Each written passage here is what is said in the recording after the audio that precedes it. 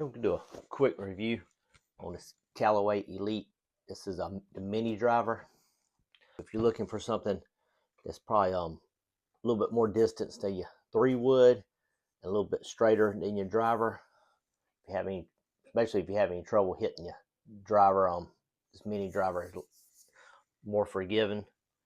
But it's probably for golfers in swing speeds around, I'd say 90 to 105 or so.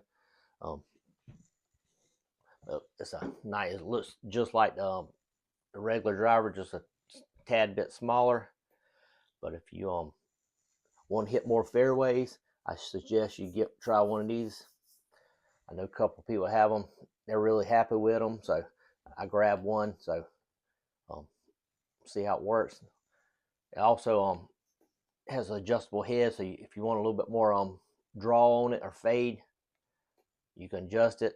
I'll keep it neutral to start with anyway, and see how it goes. But if you're looking for a mini driver, check it out. I'm sure I'm going to be happy with it, and I think you will be too. Interesting one, I'll leave a link in the description. You can go over and grab one. If you like this video, please subscribe to my channel.